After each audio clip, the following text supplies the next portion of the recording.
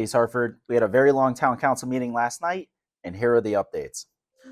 So, right before the town council meeting at 7 o'clock, we actually had a public hearing, and that was to discuss and present to council and the public my proposal to council to abandon a portion of Bissell Street. If you guys remember, I've been talking about Bissell Street for a number of going on years now, since I was elected mayor, trying to create a one-way road into a pedestrian-only plaza that we can regularly program for culture and arts events, to also be the catalyst for development along Main Street. So we had a wonderful public hearing. We had a great turnout. We had a number of people who were pro for it, as well as folks who made us aware of concerns that they had as well, such as traffic flow and when we bury the power lines. How that's going to affect power to one of the businesses that's on Bissell Street. So overall, very positive. Um, Council did vote, and you'll see that in a minute, to authorize me to shut down the road.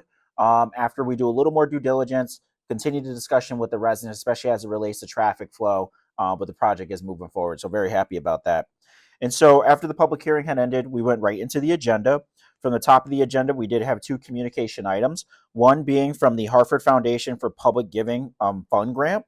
And so this is a grant in the amount of $4,500 that the Hartford Foundation for Public Giving is going to be giving to the East Hartford Senior Center. This one-time funding opportunity is going to cover the cost of our core yoga and exercise and energize classes that are held every Saturday and attended by an average of 32 to 37 seniors weekly. So this will ensure that those programs happening at the Senior Center remain free for our seniors. So we want to thank Hartford Foundation for their generous donation. In addition to that, we had a number of resignations off of boards and commissions. We had two from Jace Oliveria, one resigning off the Fair Rent Commission as well as the Planning and Zoning Commission. We had Dan O'Day resign off the Inland Wetlands Commission, as well as Salima Davis resign off the Inland Wetlands Commission. So this is all in preparation for the combining of the two land use boards. You guys remember we are combining our Inland Wetlands Commission and Planning and Zoning Commission. This is to be able to streamline development and create one less meeting for development or developers here in town to be able to get their buildings done.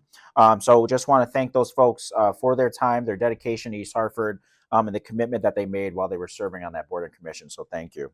So after our communications and petition, we rolled right into new business. We do have a long agenda, so I'll try to move through it quickly.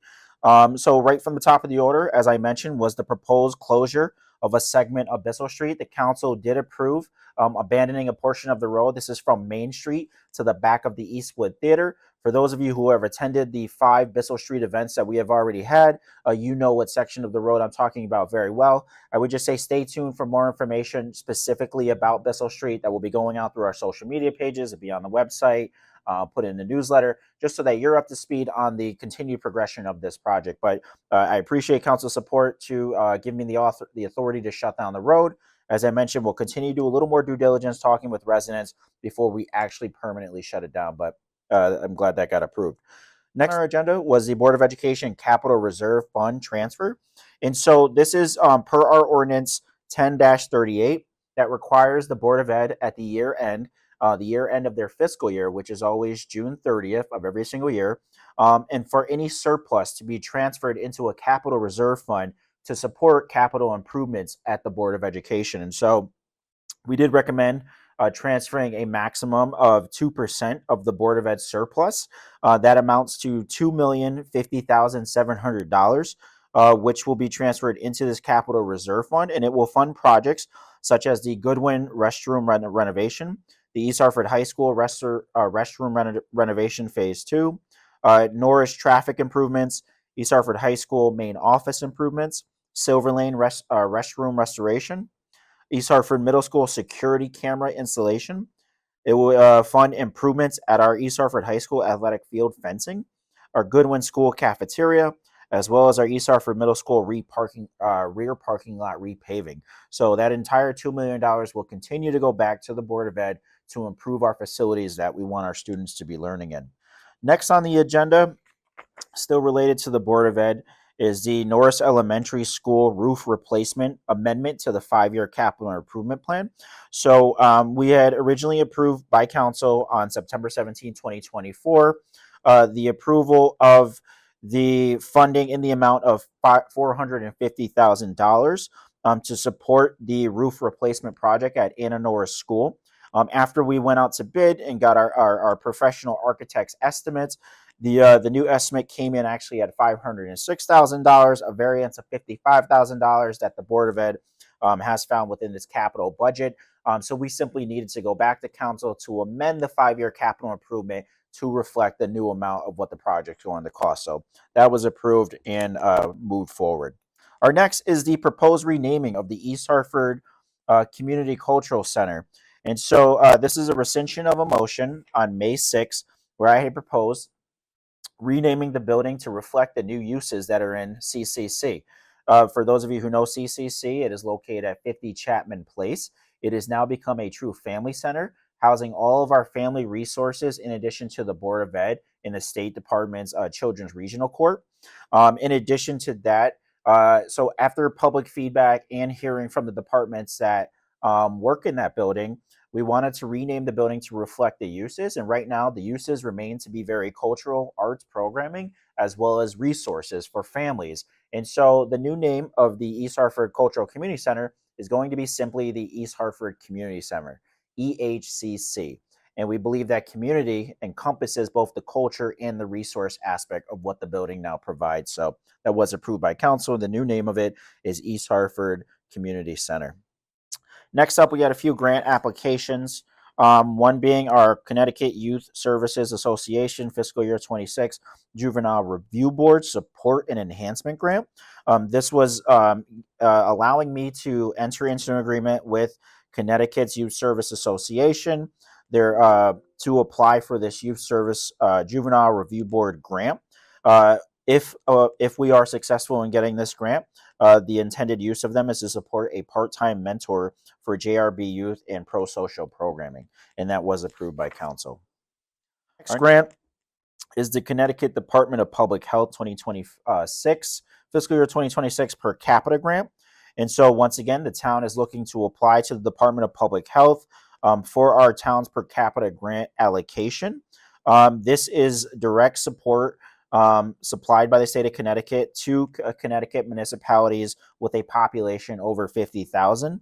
And so our grant is hopefully going to be in the amount of $87,000 or so, a little more. There's no local match that is needed. And the plans are to use these funds to support a part-time environmental health and nursing staff, supplies for food safety training of local food service staff, clinical supplies for nursing programs, and supplies related to health education programs. And that also was approved by the town council. Next up, we had the Connecticut Education Network Connecticut Education Network Community Wi-Fi grant. So this is being moved forward or proposed by our IT department with my support. And it allows us to apply to the Connecticut Education Network for a community Wi-Fi grant. And what that means is we want to basically bring Wi-Fi to the community. If we are successful in getting this grant, we will be putting outdoor Wi-Fi services at both Martin Park, at the north end of town, the gardens behind the Brewer House as well. In addition to this, we had to amend the MOU with our East Hartford Historic Society, who operate the Brewer House and the Hocknum Hall full time. The current MOU doesn't state that the town will provide internet service. However, with us having now this ability to acquire this grant, put outdoor Wi-Fi on site, it will actually give us the ability to provide internet service to the Historic Society. So it's both allowing us to apply for this grant, approve the application, as well as amend the MOU that we have with the Historic Society, and that was also approved. Our next one is an amendment or a memorandum of understanding, an MOU with Riverfront Recapture for the management of Great River Park ramp facilities projects. And so back in June of 2024, the town was awarded $1.5 million by the Connecticut Port Authority to complete improvements to the riverbank on the Connecticut River, partnering with Riverfront Recapture. We do have to enter into this MOU with them to partner with them on managing this grant to support the project. Some of the things they're looking to do is to reinforce the bank that is currently eroding into the river. It has also eroded some of our trails that run along the river. So this will allow us to reroute some of the trails, shore back up the bank, There is also a pot of money, I believe it's 1.3 million, that came from state grants to Riverfront Recapture through the town, and that is to build a new 80-foot fishing pier, as well as make some improvements in Great River Park within the next year or so. So the MOU was approved. Once again, it just allows us to program money to make improvements at our Great River Park. Our next item is a request for a bid waiver from the fire department for annual emergency medical communication services with North Central Connecticut Emergency Medical Services. So CMED, or North Central CMED, are pretty much a two-way communication provider between participating hospitals as well as EMS providers in East Hartford. We have always gone with this company, so we're simply applying for a bid waiver in the amount of $50,654. This is to continue on with CMED, North Central CMED, so that they can provide us communication services between hospitals and our EMS staff members that are out on the field.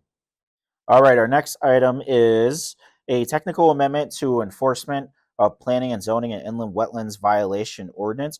So this is just somewhat a rewording, clarification language within our ordinance.